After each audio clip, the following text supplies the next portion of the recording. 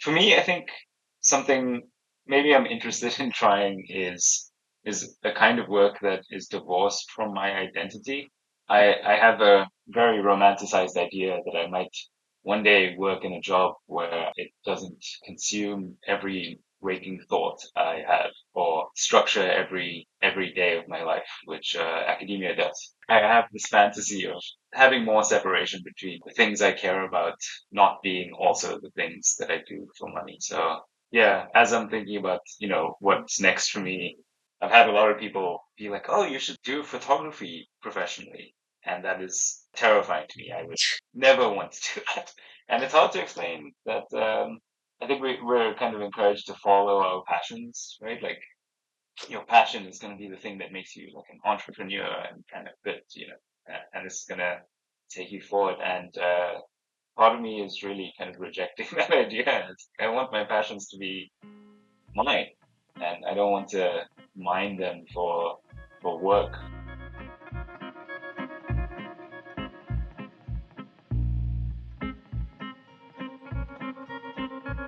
Welcome to season 2 of Are We Our Work, an ongoing independent research project mapping and exploring our ever shifting landscapes, identities, and relationships to work.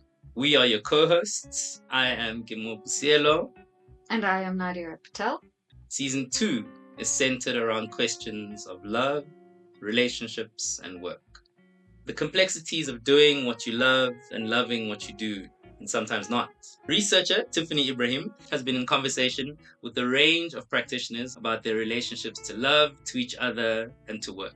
And then we, your lovely co-hosts, that's you and me, will navigate reflections and behind the scenes conversations on some of the key ideas that emerge in each episode.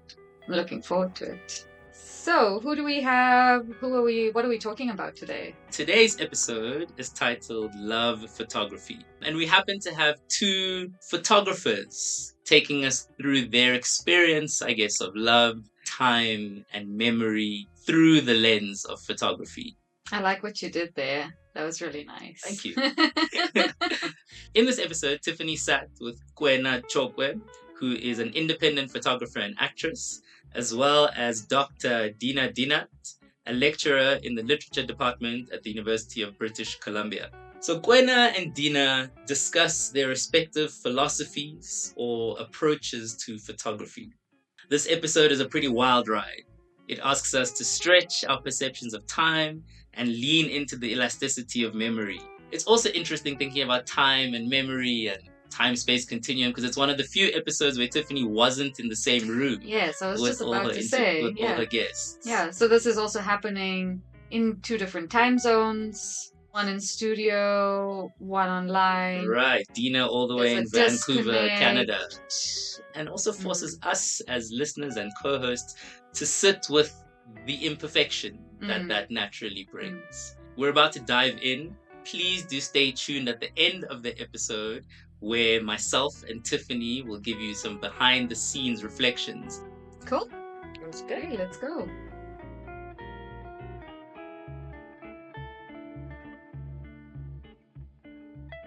Load shedding. You can only see my teeth. Should we make you brighter? There we go. You need to come in more there. Yeah. I don't know I just never know what to say about love. I don't want to think about it too much. It's just a feeling. It's a feeling that I feel and want to keep feeling. I don't have grand theories about love or romance or any of these things, but for me, it's like, yeah, much more about those like everyday experiences. I am just turning into my mother. Someone makes you tea in the morning, right? And that's like a very meaningful thing, even if it's the most ordinary thing in the world. Our lives are made better by the people we love in very small, ordinary ways. I wanted to say rather, Deena, that I really enjoy your photography. There's something like really slow and still about them. They're proper stills. I enjoy them. That's what I wanted to say. I feel like we have very different. The actual photographs we produce are quite different in their styles and in their interests, but we have similar impulses in making them. Yeah. which I find really interesting because yeah, one thing I really liked about your images is that sense of movement and improvisation in them, not making that angle line up perfectly with this part of the frame so that it's in harmony, whereas like mine is very carefully composed and clinical. Yeah, Yeah. you said cold earlier. I mean, calculated, yes, but I wouldn't say cold. I think quite a bit of soul comes through. And things that you look out for, I see them too. It may look fairly simple, but actually there's always a lot at play. All of the things that photography encompasses, which is the subject, composition, the framing, the light, the exposure, what did I leave out? Timing, the narrative, the film itself, the aspect ratio, the depth of field. Like there's just so much at play. And even in one still, you can see all of those considerations. Yeah, fan of your work. Same with yours. I'm curious about when your relationship with photography deepened, and similar to Dina, it was also once you left South Africa. Yeah, I mean, I would call Italy the introduction to my photography because I only started. I mean, I developed my first roll of film myself there. That's where I started taking pictures of things. Something else you both have in common is that you don't take a lot of, if any, photographs of yourselves. Dina, sometimes a shadow or two. It is about moving beyond myself and connecting to something else out in the world. Even those pictures of buildings and like, old city streets or whatever, those, yeah, feel weirdly personal. The way things appear to me are the way I'm trying to present them to you. I think that's like a very personal insight into someone. In the frame or not is almost secondary. Kwena, you left 15 years ago. Dina, you left 9?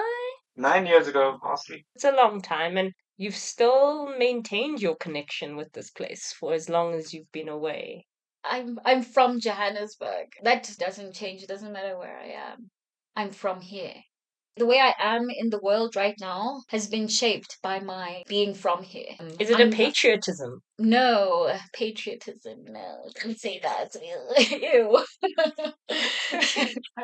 Whatever I'm thrown into, that's my context. Yeah, there we go. It's your context. It's my context. How do you feel, Dina, about that? Similar to you. I don't know if this is an experience that everyone has about the hometown they're from or place they grew up in. And it was everything. It was my like the way I said hello to people, my sense of humor, my posture, my openness to other people or strangers, or that was all like Joburg. And I remember trying to explain to people so much of my personality is determined by coming from this place. Can we talk about time, Dina? Temporality is something you write about and seem to think about a lot. In your article, Encountering Confusions in Existing Arrangements in South African Literature, you specifically criticize what you say is the temporal conflation.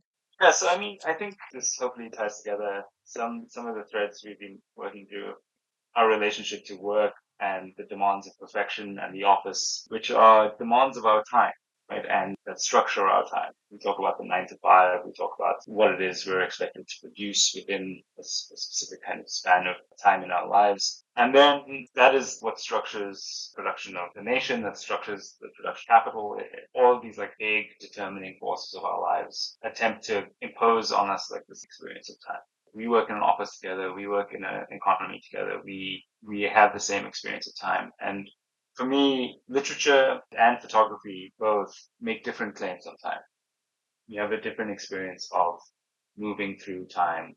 Time becomes something that is changeable, and the past and the present can coexist in an image. Our memories aren't linear. Taking a photograph sometimes for me is, I think I recognize that from something in the past. So the photograph then like really disrupts ideas of time, and we were talking about like analog photography doing so much more like radically than I think digital photography allows for. Why is there a different experience of time between the analog and the digital camera for you? I imagine the time of the nation and capitalism as like a straight arrow into the future. Like that's what they present. Progress modernity, moving forward. And the digital image for me fits well into that idea of time, is that we're immediately moving forward with each digital image. And because it's so immediate to us, the digital affirms that idea of time as like a constant progressive movement. And analog, because there's that lag between the thing you experience in the world and your attempt to capture it or recreate it or index it in the photograph, the gap between seeing the thing in the world and then representing it in the image, you can fill that space with all sorts of meaning and all sorts of feeling and ideas that you can't with the digital because it's so immediate. Whereas with the analog, you have that gap that just grows wider and wider from when you press the shutter to when you see the image. And so, yeah, I find the analog image forces us to live in almost like a indeterminate experience of time between the real world and the representational world. And that's what I find exciting about this. What does it mean to share your analog pictures online?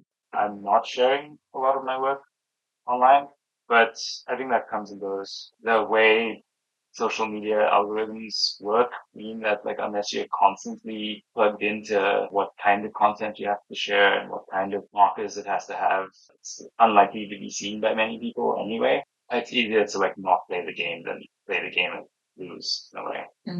Why participate in attention economy or whatever it's called? That's not actually something I'm interested in. So yeah, I guess boredom might be one thing, but also just like the frustration. Like I like my friends to see my photos, and that's about it. Yeah, no, Quinn, I feel like you'd be more public. I do want my work to be seen. And some people really like my work. Now and then I'll get a personal message that says, your work is inspiring. I love it. I feel it. And that's great. But in terms of recognition, it's about like what does everybody want to see right now? What is this new beauty that everybody wants to see right now? Yeah, I think we are like inundated with images constantly, and we take them with us everywhere on our phones, and that produces a certain demand for certain kinds of images. People want to see things that they recognize. They want to see places they've been to represented in ways that is affirming to them. And there are people who do great work within the parameters that's set out by social media, but it's just not super interesting to me. What are you doing narrative wise with your visual work?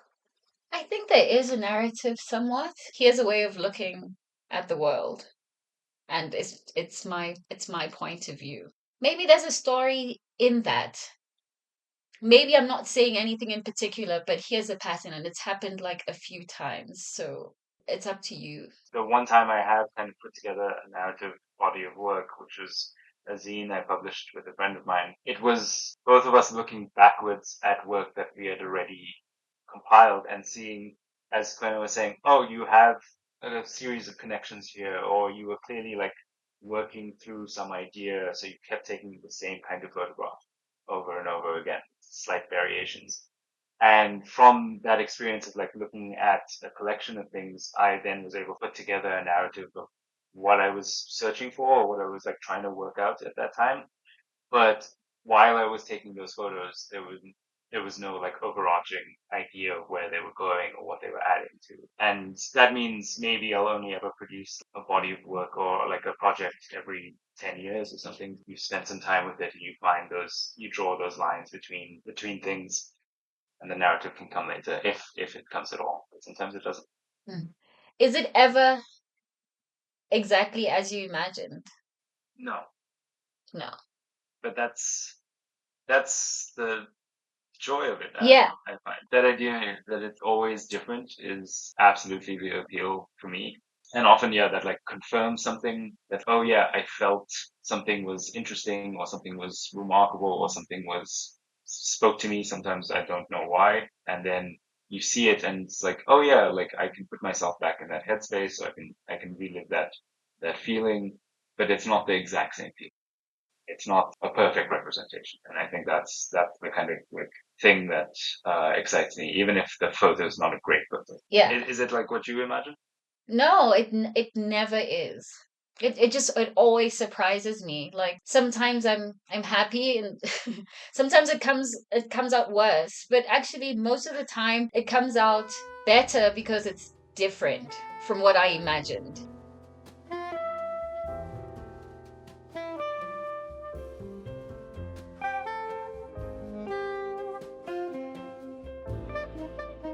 All right, so that was Love Photography.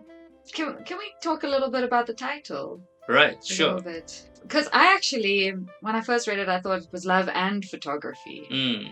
But the end is missing. So there's this tightening, this compression of love photography, a love for photography, love connected to photography. I mean, I don't know what Tiffany was thinking. I don't Right. fully know. Maybe it's an instruction from Kwena and Deena to love photography. Aha, okay. I don't know. Act of love, an act of service to an photography. act of service to photography. That makes a lot of sense. Yeah, I like it because there's so many different ways that you can take that title. And as we saw in the episode, I mean, they politicize it, they romanticize it, they critique it. It also probes at our relationship to imperfection. And Tiffany and I will delve a bit more into that in the behind the scenes. All right.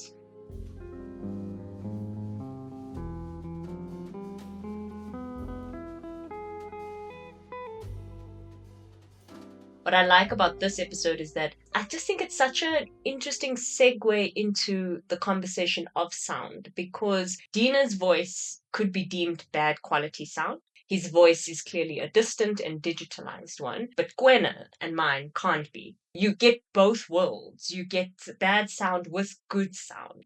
It's this underlying critique of the project. Oh yeah, Tiff, it was good, but don't you want to fix your sound? Or if you need help with sound, I can help you. I don't know, people feel like it's a bit of an elephant in the room, and maybe it's because I haven't been upfront about that enough. It's going to be textured. And if you are willing to sit through that, there's something you can take out of this. And I'm not going to rush through uncomfortable, difficult growing pains that come with establishing any idea. You and Deena and Kwena are all doing these things, but you seem far less interested in the core of the thing that you're doing. What I mean by this is Deena and Kwena are photographers, but they almost never speak about the visual elements of their photography. You know, they speak about everything else. They speak about the feel, the memory, the experience, the journey, the intention. You also are not so interested in the thing, which is the audio product. You are concerned about the emotional experience of listening to 2, 3 people in an intimate, vulnerable setting. And so for me, it works. It works. I was like I get it. I mean, I want to speak about what Gwena and Dina say about like analog, but before I get to that, while I was listening to this, I was thinking. So I paused to go and look at Gwena and Dina's photography, Okay. and I realized that it's quite difficult to take the language and try and imagine it. So, do you maybe want to give us a breakdown of how you receive Gwena and Dina's photography, respectively? Dina says that they have very different photography styles, but it feels like their impulse in making it is the same. I feel like their photography is quite abstract. It's very outward looking. Outward looking in a way that is trying to find art in the most unexpected places. The very soft touches of everyday life in a way that makes you think about how you've interacted in those spaces, because all of them are relatable, maybe is how I would frame it. Dina pushed back on the term abstract. What was his pushback? I'm just curious. Yeah, he kept saying, but it's personal. Mm. The other overlap is the analog. And I didn't realize how difficult it is. What seems seamless is difficult. They're purposefully working with a blunt camera, and so the human must make up for what the camera can't do. And then the other thing that I loved, and I'm so glad it came forward, was what relationship does analog photography give you with time? And Dina describes it perfectly. He says, from the point at which you press the shutter to the point at which you see the photograph, there's a gap that you can fill with so much. Fill it with human activity, that you almost have a marker of what a beginning was to what an end was and what happened in between. By virtue of choosing a different tool, do you change your relationship with time because you're forced to play with time by its standards? And that for him restructures his relationship with time. And I love, thank you, Dinat, how he ties that to the office, to work, to the 9 to 5, to the nation building and power relations that we deal with in terms of capital. He indirectly points out how authority of the nation and the economy is seeping down into our individual understanding of time. And there's something special there. Whether we want to claim ownership of our time, or whether we want to restructure it, or whether we want to break it down, the truth is that it's ours, and that's the thing we give up. That's the thing we claim to get paid for, but it's also the thing that we surrender. And in that way, I conflate labor with time. The way we play out our labor is also the way we play out our time. To end off, Yes. I want to ask you a question that Kwena asked and then also had asked back to herself. In the process of making our work, is it ever what you imagined? And I'm going to repeat Kwena. No, it never is. It's better because it's different. I love her answer. Having something be different from what you expected, it does just offer a dimension to a practice that you can't quite explain its value, but you know it's valuable.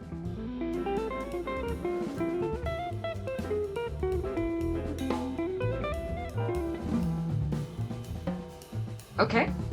Are We Our Work is an independent research project and podcast anthology series centered around questions of love, fulfillment, relationships, identities, and work. Co-hosted by Nadia Patel and Kimo Bosiello. This episode was produced and edited by Tiffany Ibrahim, sound design by Joao Orekia, music by Buma Levine, illustration by Softwork Studio, and web design by Sky Quadling. To stay up to date with the project, please check out Are We Our Work on Instagram. Thanks so much for listening, and see you guys next week. Bye. Or hear you next week. They're going to hear you. Yeah, you'll hear us next week.